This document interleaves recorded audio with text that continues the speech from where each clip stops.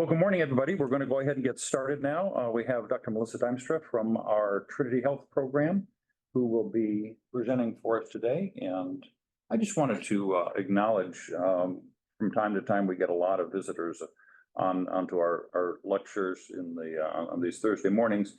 And a name that you'll hear Melissa referring to is Dr. DeForia Lane. And I just have to do a shout out because she's just one of the most precious people in the world I've ever met, and consider her just a dear friend and colleague, going back more decades than either of us would probably like to count, and is an inspiration to many. And you'll hear about the work that she does in the course of Melissa's talk. So anyway, I just wanted to welcome you to our fellowship here, DeForia, and thank you for your willingness to join in and to help provide some content for this. So anyway, without further ado, you've got the floor, Melissa. All right. Thank you so much, Dr. Mulder. And yes, thank you for that introduction for Dr. DeForia Lane. And thank you if you're listening this morning. I so appreciate the encouragement and help that you gave me in preparing for this lecture. So our topic today is healing power of music and hospice and palliative care. This is a really broad subject, and one that I think is just so exciting and amazing. So hopefully we will get sort of a very broad overview today. Let's see. So am I pressing this to advance?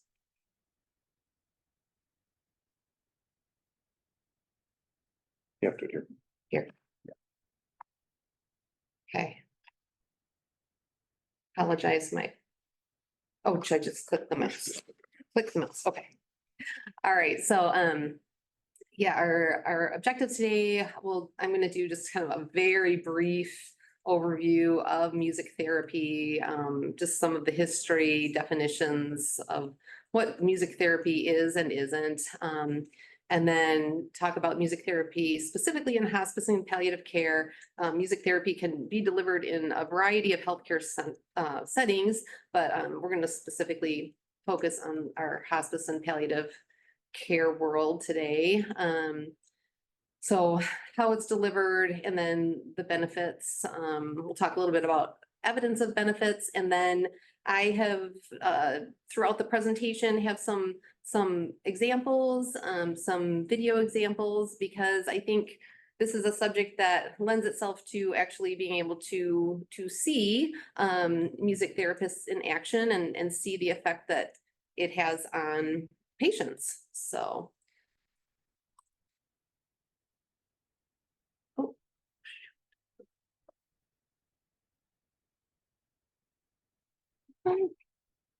Sorry, everybody. Just click on the slideshow.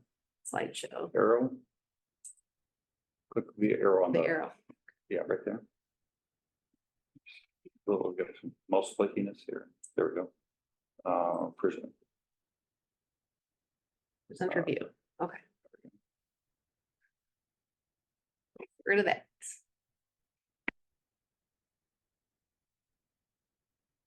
Yep, click it up there. Yep. Okay. There we go. All right. So music as medicine.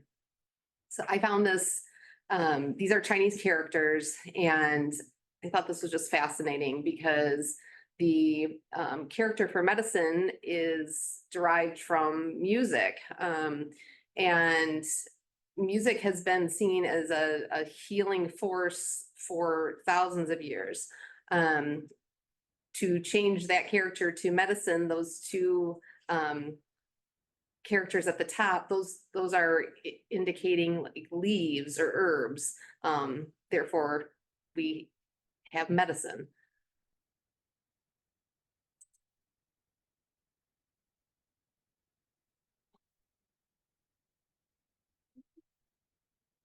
This. I don't know why. Just left click. Okay. So in brief history of music therapy, the idea of music having healing influence, it dates back to ancient times. There's there's a lot of evidence that it was even earlier than that 4th, 5th century BC, but that's when it sort of, there's evidence of it emerging in Greek culture. There's also like, India, China, Egypt, indigenous people of the Americas, there's Gregorian chants, all of these traditions have indications either through like some of the drawings that we find or some of the instruments that have been recovered, that there was use of music, and there are writings even from like Plato, Aristotle, Pythagoras, indicating how music can be therapeutic on a as a healing element.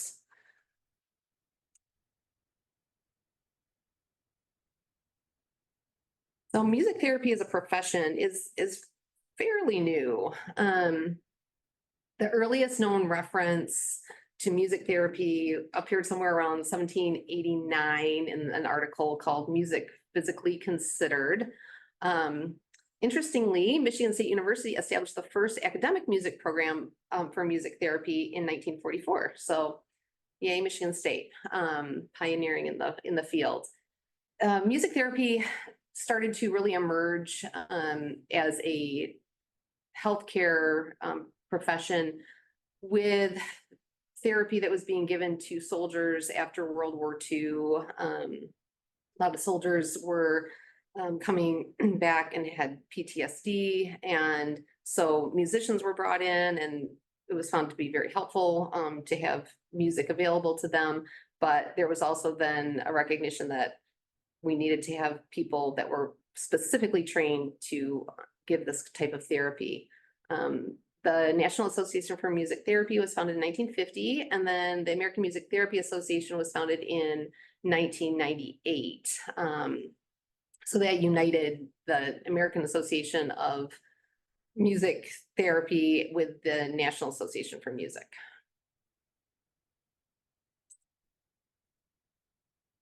The music therapy, it is clinical and evidence-based use of music interventions. Music therapists very specifically work with patients to do an assessment, identify goals, and then develop a therapeutic relationship. So to be music therapy, it should be delivered by a credentialed professional from an approved music therapy program. And music therapy can serve diverse populations, which is why it can be so effective. So from unborn children, Dr. Lane has a great story in her TED Talk. So I also recommend that everyone watch the TED Talk by DeForia Lane, where she is offering music therapy to an unborn child whose mother unfortunately has been declared brain dead, and she is providing therapy to the baby as it's developing. And then just how she described how that child reacted while still in the womb, and then after birth, and reacted to music was incredible. So you can check that out in her TED Talk. So there is definitely a distinction between music therapy versus music for entertainment. Music for entertainment is awesome. Music is just listening to music has many beneficial effects that have been identified. But in music therapy, the focus is completely on the patient. So in music entertainment, where the focus is on the entertainer a lot of the time. But this is focused on the patient, what their goals and preferences are, what they need to get out of this therapy. It's very intentional and procedural. Music therapists assess for individual needs and goals. They design and implement therapeutic interventions, and they are specifically targeting those health and wellness domains. They're clinically trained professionals, so there are degree requirements and there is board certification. Board certification is not necessarily required. Some states do require it, but it is definitely recommended. And board certification can only occur after the degree has been completed. So here's just a little intro about a music therapist, kind of talking about that, like what music therapists do. It should just be able to click it. Should be able to. And how music therapy is used to accomplish healthcare goals. Individuals engaging in music therapy, they can find other ways to access avenues to reach the health of your music therapy is facilitated by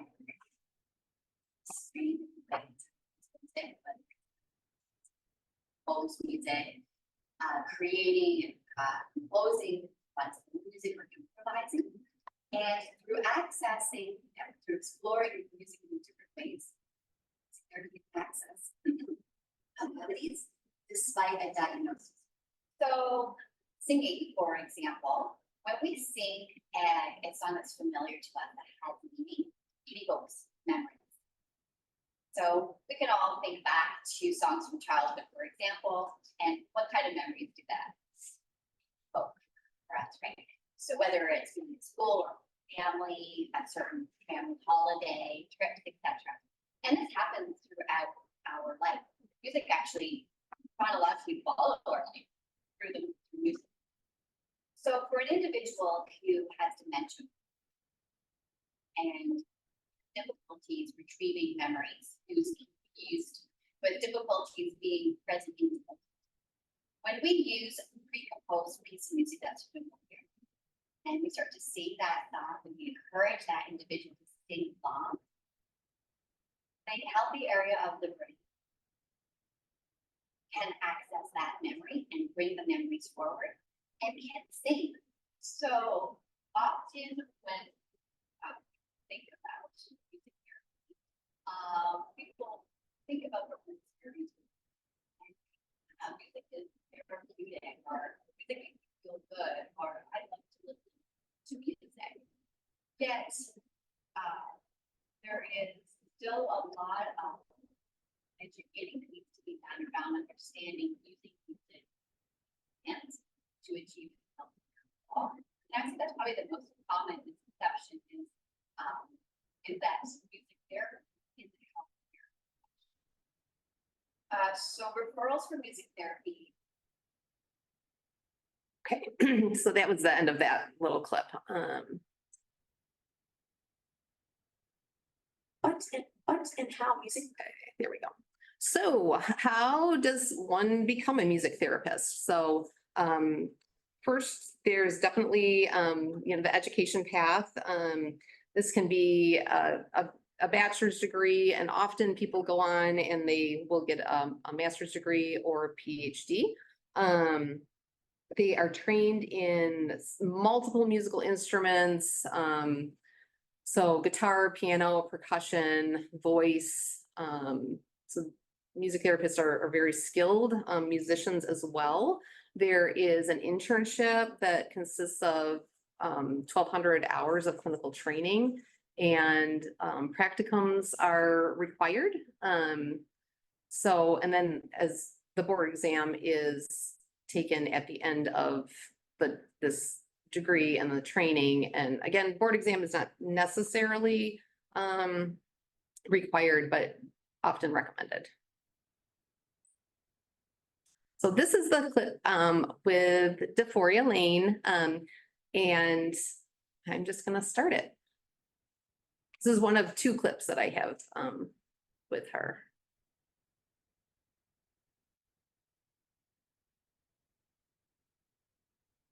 Making a difference. Brought to you by GlaxoSmithKline. Today's medicines, tomorrow's miracles.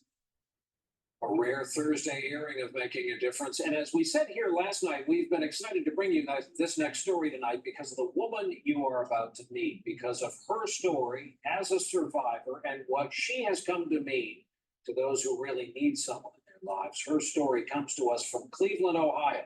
Here is NBC's Kevin Tibbles.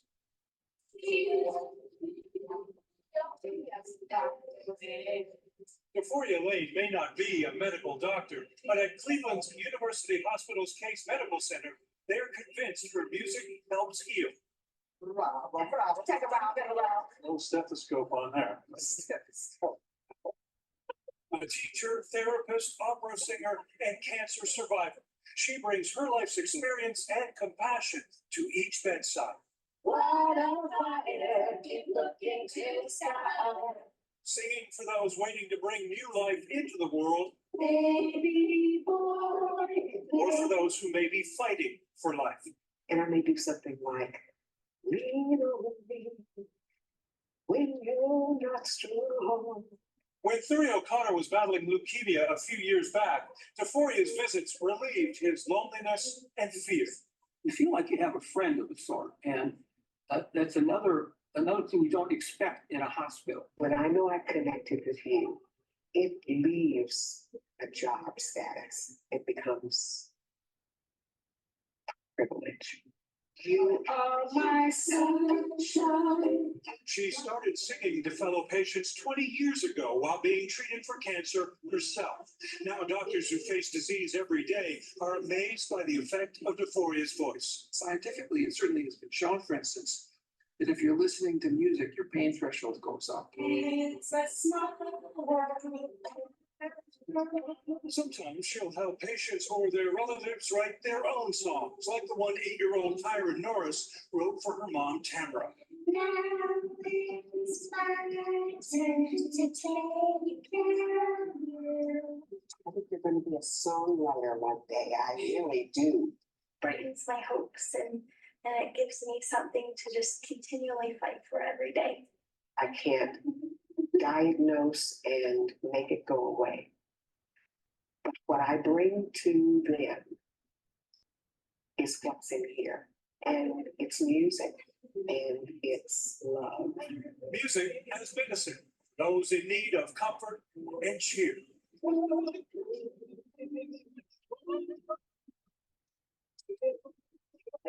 Kevin Tibbles, NBC News, Cleveland.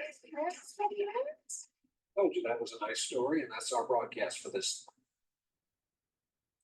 So yeah, I just thought that was a really Making a difference. lovely introduction to Today's medicine. Euphoria and to music therapy. I gotta just advance. Rare Thursday airing of Making a Difference, and as we said here last night, we've been excited to bring you this next story tonight because of the woman you are about to meet, because of her Advance. story as a survivor and what she has come to mean to those who really need someone in their lives. Her story comes to us from Cleveland, Ohio. Here is NBC's Kevin Tibbles.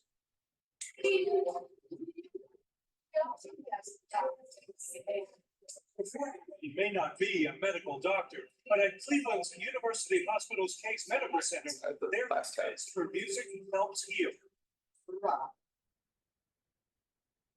Bottom left, right corner. Okay, there we go. Okay. That's what I was trying to get to. Oh, so I should just be clicking on that. Sorry about that. Okay. From. All right, so music has many benefits, physical benefits, so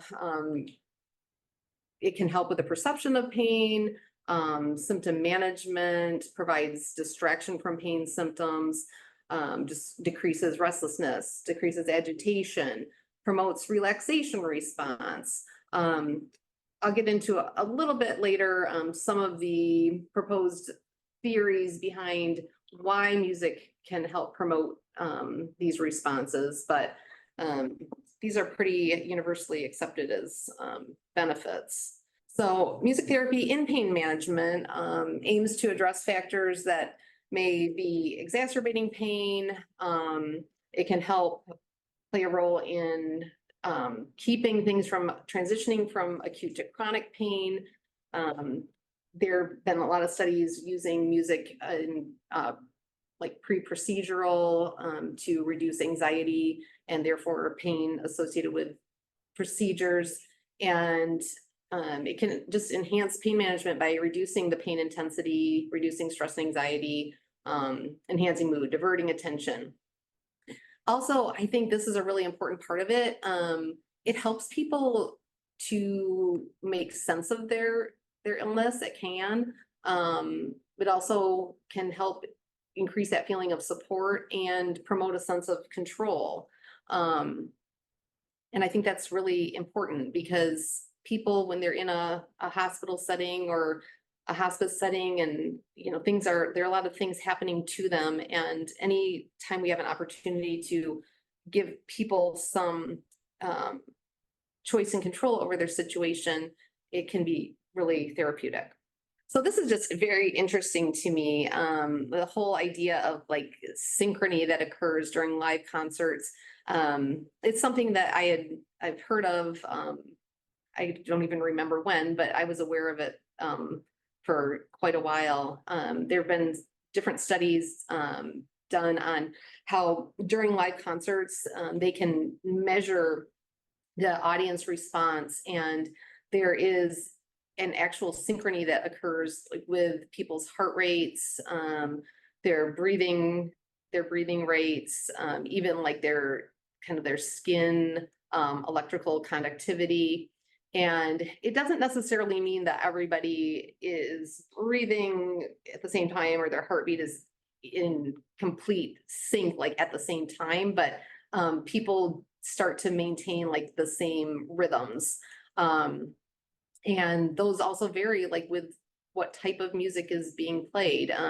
There's several studies that address this. I did put links to several studies in the references, but the one in particular that I looked at was saying that there's also certain personality profiles that tend to be more receptive to this. So that's interesting too. It's so multifactorial. Emotional and psychological benefits of music therapy, obviously like helping with stress, anxiety, depression, helping people to be able to identify their emotions, express their emotions, maybe that they haven't been able to express before. It can help improve communication skills. There's just some amazing examples of patients who were not able to speak, but once they're allowed to perhaps try to speak through music and different music therapy techniques, they're able to express themselves. And this also, you know, plays into like helping people develop coping skills when they're going through an illness. Social and spiritual benefits, helps with family communication, engaging in life review for people, facilitate spiritual expression and support. So that's another important part of what music therapists do is they help to identify like what kinds of music people identify with. And if there is a spiritual component, they can help and facilitate that. Can help people with relationship completion, helps people during the grieving process and with bereavement. So family members benefit as well. All right. Oh, so here is another segment. Now this is from Deforia's TED Talk. The TED Talk is excellent. I definitely recommend watching the whole thing. If I had more time, I would have put the whole thing in here. But this is a segment that I thought was particularly interesting. We know that music stimulates diverse places in the brain simultaneously, and some of that allows the brain, especially if it's pleasurable music, to release its own endorphins, its caffeine, serotonin, our body's natural opiates, which can have an express effect on emotions. Now, down the hall is Mr. He, you will see, is a most dignified man, upstanding deacon in his church, married almost 50 years. He has had a stroke and he has expressive aphasia. He understands what you say, but because of the brain damage, he cannot speak words. Before this particular time that you will see, I had been with him for a half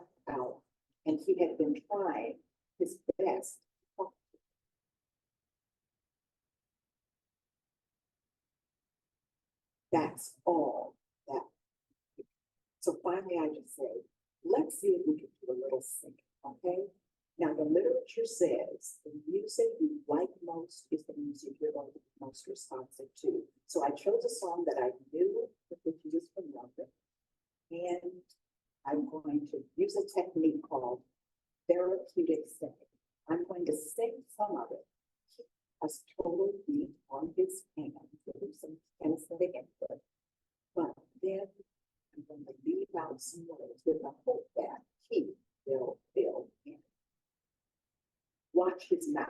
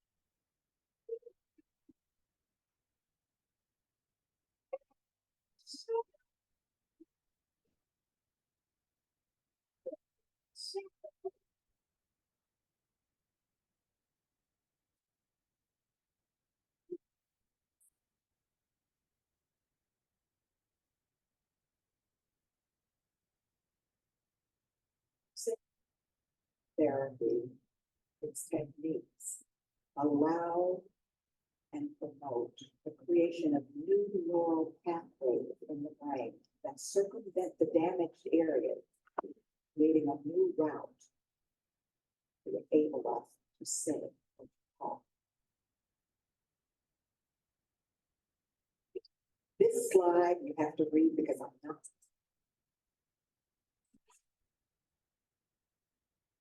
So that was a great example of using music therapy to help someone communicate.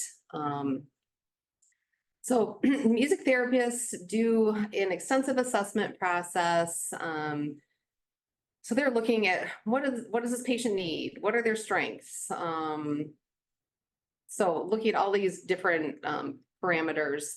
And I think that it's really important to note that music therapy does not have many contraindications. It's a lot of benefit without much risk.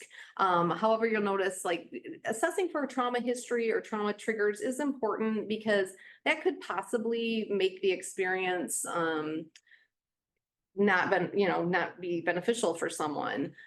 So that also I think is important to note, like making sure that whatever the therapeutic mode is that's chosen, that there's a sense of the cultural needs of the patient as well. So once there's a plan in place, how is music therapy implemented? Music therapists work in a variety of settings, hospitals, hospice settings. They can go into people's homes, long-term care facilities, and they are an integral part of the interdisciplinary team. And they can be used in home care, inpatient care, bereavement services. And they can also do one-on-one sessions. They can do group sessions with people. They can tailor sessions to include families. Some different types of music therapy interventions, and there are many more than this, but some of the main ones are just music listening, the lyric analysis, music assisted relaxation, which is really, really cool. We're going to do a very tiny little music assisted relaxation exercise at the end. The music assisted life review, singing, songwriting, legacy work, improvisation. So there was like the example in the first segment with Dysphoria of having the young girl write the song for her mom. I mean, what a gift for not only the patient, but then for the child. So I thought this was really kind of another take on music therapy in action. So this is a music therapist going into someone's home to deliver music therapy.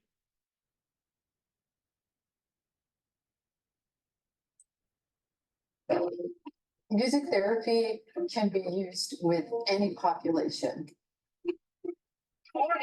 I work with the hospice population.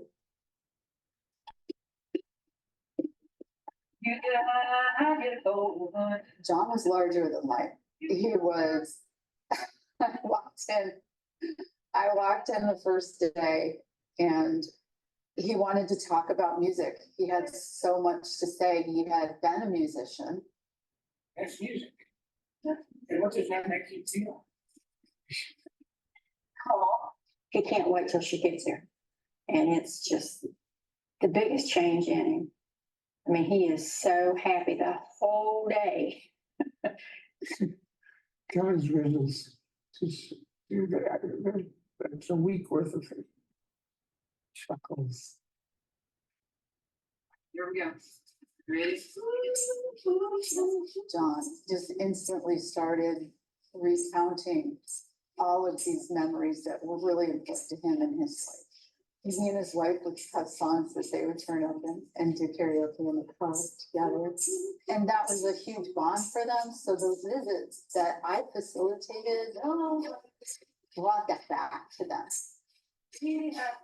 All right, John, you got this solo. The pain, the medication side effects, trying to care for someone in a hospital bed, you know, facing the end of your mortality. That music just got to suspend that so that they could interact and touch those memories and bring them back. This is painful. It's wonderful that she comes and uplifts him. Makes my heart feel good. I'm in hospice. They want to make your last days calmer. And music therapy and other therapies that they have are really pinpointed to that. It looks like we're just playing or talking about music. But there's so much more underneath it. It's kind of like the duck going across the water, but underneath you see the little feet. Music therapy is an evidence-based practice using music to accomplish goals by board-certified music therapists. There we go. In hospice, we usually use music to foster reminiscence for emotional expression, relaxation, reduce pain perception, creating legacy projects, and so much more. Music has this incredible ability to create change and growth and form connections and allow people to be seen. That sounds good. Thank you. It really is a space where the patient will work through emotions. It is something that will, if they are open to it, will help them along their journey. So when it comes their time, they're not still struggling with unfinished business, really. Hospice has given Peggy and me the time to say goodbye.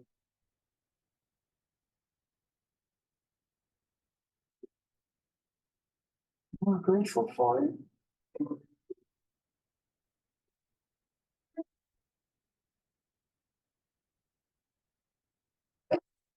Music therapy can be. Oh yeah, I just thought that was a really kind of nice encapsulation of again, you know, reiterating the benefits of music therapy. And there, it's one of those things that I think is just so fascinating because there are obviously so many benefits, but as you know, physicians, a lot of times we want to know like, well, why does this work? So part of what I wanted to delve into was scientific evidence for benefits. And I will be honest, there's a lot of qualitative studies, kind of reviews, but small sample sizes, not a whole lot of quantitative research. But I think there's definitely a lot of possibilities in that arena. So some dependent variables that have been identified though as being affected by music therapy are obviously things we've talked about: the pain, physical comfort, helping with fatigue and energy, anxiety, promoting relaxation, mood, spirituality, the quality of the person's life. And this is dependent on things like the time that the treatment is given. So it's important. That's part of the skill of the music therapist, like timing. And then the duration of the treatment. Is this going to be a one-time treatment? Is this going to be repeated, you know, over the course of a few weeks? Because that can also make a difference in outcomes. And there have been studies examining the effects of music on a variety of conditions. So just to name a few, or like Alzheimer's, Parkinson's, COPD, mechanical ventilation, CHF, fibromyalgia, depression, anxiety, MS, anxiety, the immune system, how music affects immune system, procedural anxiety, and there's more than that. But I thought I kind of wanted to just, those are things that we might run into more in our day-to-day interaction. So again, many qualitative studies, lack of quantitative studies. One thing that I came across that is fairly new, so the NIH, their integrative medicine branch, they actually do quite a lot in the music therapy realm. And there was a conference last December, 2 days worth of just focusing on like the current research and literature in music therapy. And I put a link to it in the references because I want to go back and watch more of it, because it's like 2 7-hour days worth of lectures and some really interesting topics, and it's all free. So they did propose this music-based intervention toolkit, and I'm not going to read through everything, but it's basically to help like create guidelines for research on music and health so that there can be the more cohesive and consistent research done.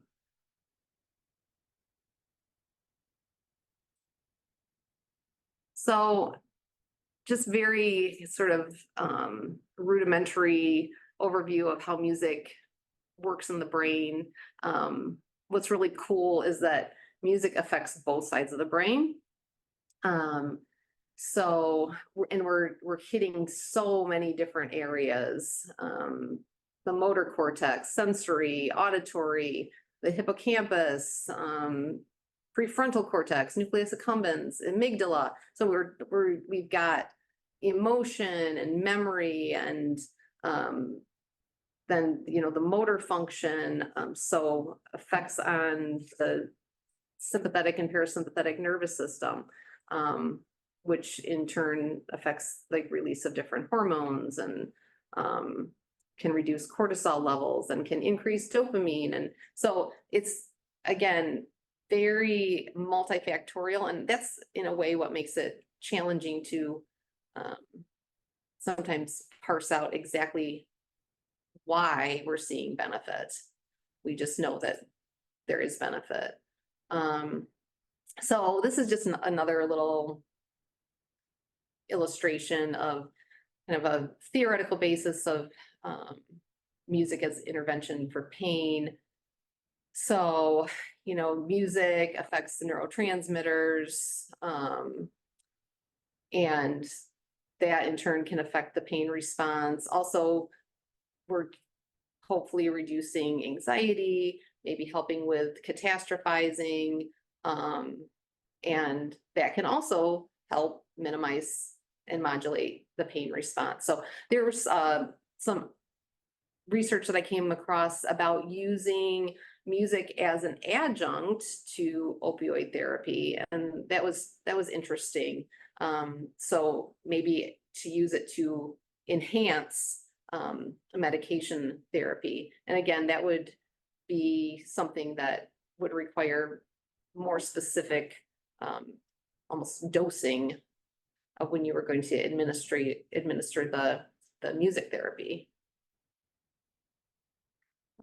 Just another illustration of just the different parts of the brain that music does affect. So we've got our cognitive, emotional, sensory, motor, and then like the psychological. So just multifactorial of how music can provide benefit.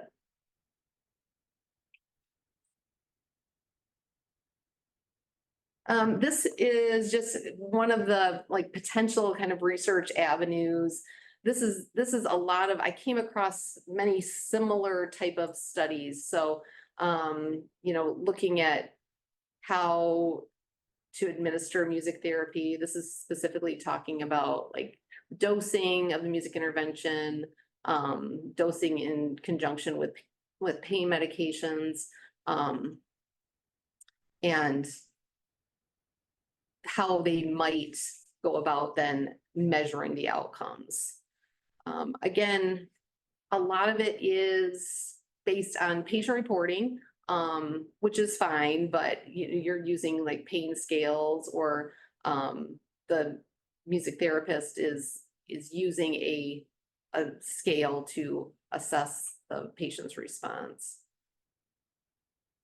But there's also more research out there about measuring cortisol levels and physiologic response and that, and immune markers. So in conclusion, I hopefully just have conveyed how much I think music can be beneficial in helping our patients. I know it's something that sometimes I don't think about enough. I think it is beneficial. There are really no adverse side effects. If you're fortunate enough to have a music therapist available, by all means, think about using music therapy as part of treatment for our patients.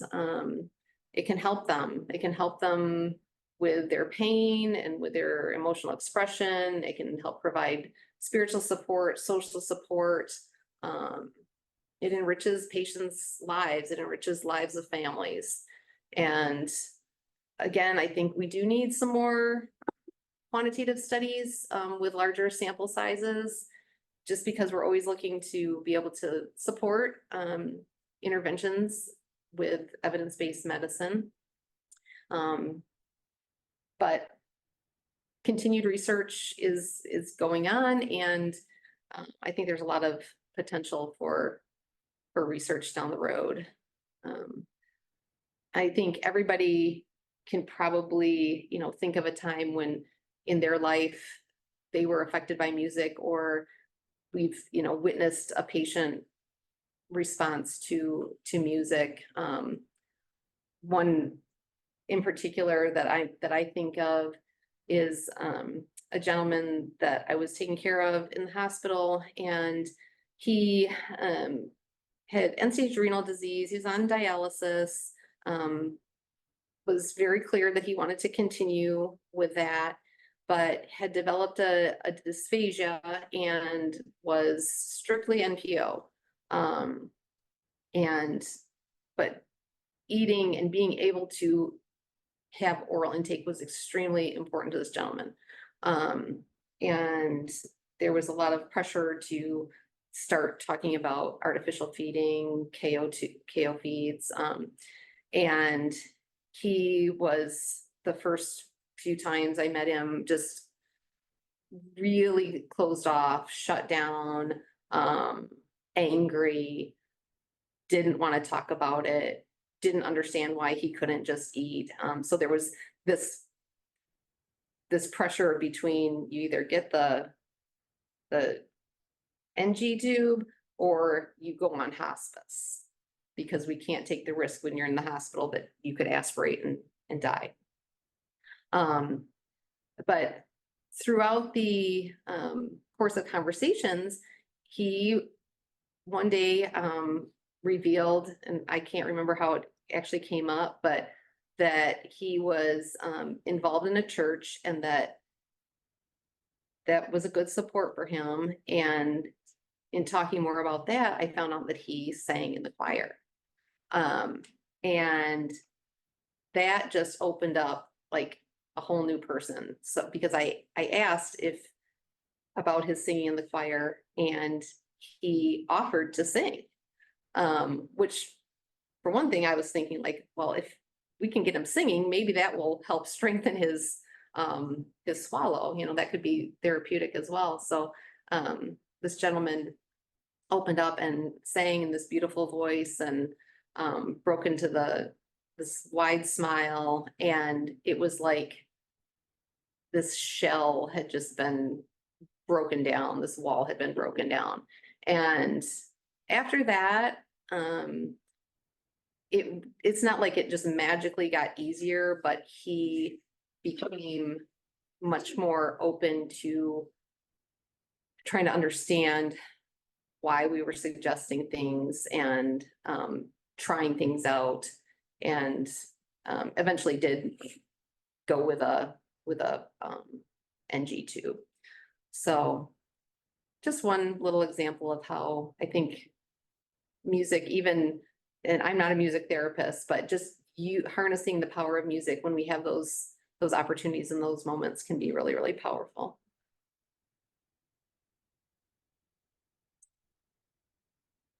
So, okay, this is just really short, and we'll end on time, I promise.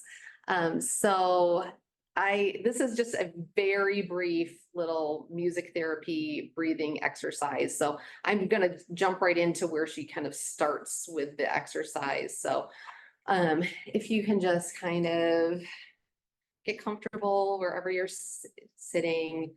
It's gonna be a breathing exercise. So we're gonna just kind of want to make sure that we're feeling as relaxed as possible. You kind of even put your hand on your belly. And when you take a deep breath in, you feel that breath going deep down into your belly. So doing that belly breathing, that's kind of the space that we want to be in. And she's just going to lead us through a very short exercise with some breathing along with the guitar. You know, it's good. I'll invite you first to start with your breath exhale. So wherever you're at right now, let's exhale our breath together. And then we're going to inhale and hold. Exhale. Hold. Inhale. And hold. 2, 3, exhale. Very good. Inhale. Hold. Exhale. Inhale. Exhale. Inhale. Exhale. Inhale.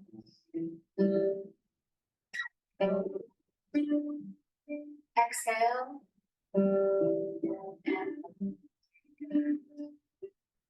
Let's come back to our natural breath for a moment here. Allow it to flow freely how it wants to.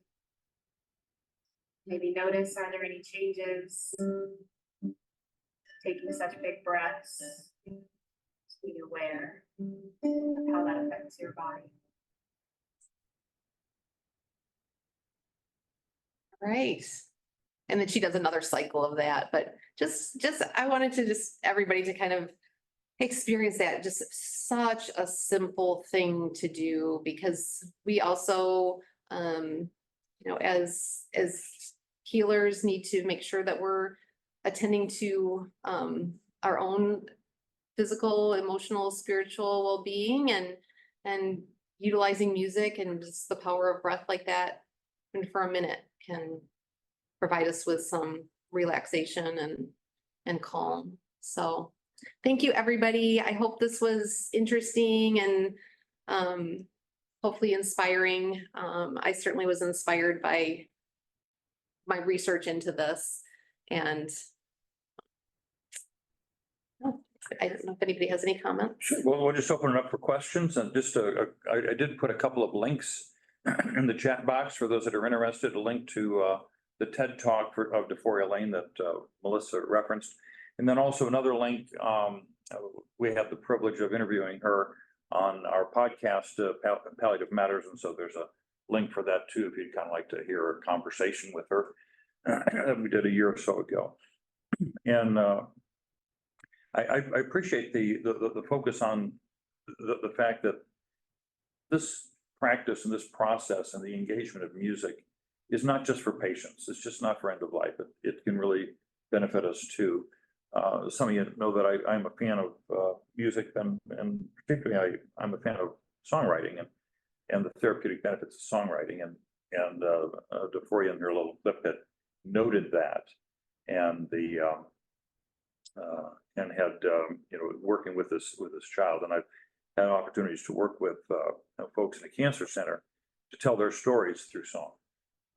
And it doesn't take a songwriter to be able to do that. You have people that understand music being able to craft that message. We've done it for patients, and then had the patients record their songs.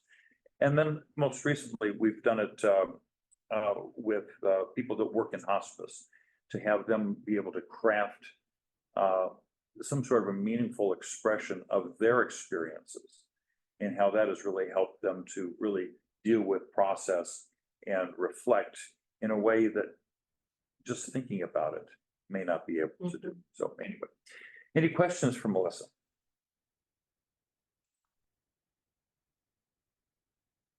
If not, I think we'll go ahead and transition to our case presentation for the day.